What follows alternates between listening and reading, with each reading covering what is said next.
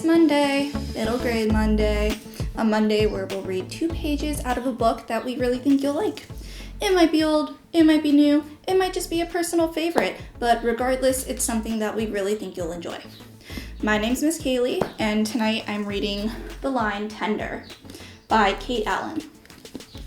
This book is about a girl named Lucy, and it's about how she copes with some pretty depressing events that have happened in her life. It's how she deals with her past and how she chooses to look forward into the future. And there's a lot of mention of sharks, and who doesn't like sharks? Lucy loves sharks. So let's get into it. Chapter 1, Shark. The morning the Great White came to Rockport, my best friend and I were sticking our fingers into the coin returns of every payphone in town. We averaged about $2 a day during the summer. Most days we cashed in for candy. 75, 80, 85, I chanted, sliding the nickels around in his palm. We have $1.45.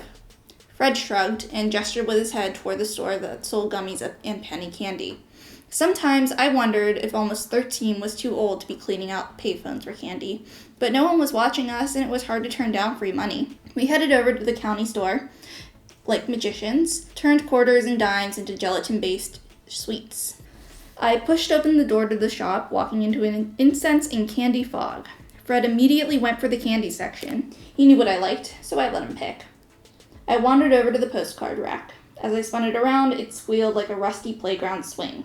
I scanned the columns of familiar photos of Rockport, motif number 1, and Twin Lights, winding my red ponytail into a spiral with my finger.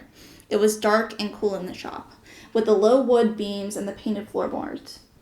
An older man dropped a coin into the player piano, which paused out a quick song like the kind from a carousel. Fred dropped a plastic sack of gummies onto the glass countertop beside the register, and I walked over to see what he had chosen. He'd gone with a familiar mix, heavy on worms and frogs. Mrs. Lloyd waved the bag. The beaded chain holding her reading glasses glittered like a ruby necklace. 0.33 pounds, Fred guessed. The window on the digital scale read 0.34. Not your day, she said, smiling at Fred. As Mrs. Lloyd pulled the bag of candy off the scale, the jangly bell rang over the shop door and stopped abruptly as the door slammed against the inside wall. A boy I'd never seen before came running in. Easy, said Mrs. Lloyd, tracking the boy with her eyes. Hey, the boy cried, his flip-flops smacking against the creaky wood floors. He ran to another kid whose arm was elbow-deep in a barrel of fruity Tootsie Rolls, a candy neither Fred nor I bothered with.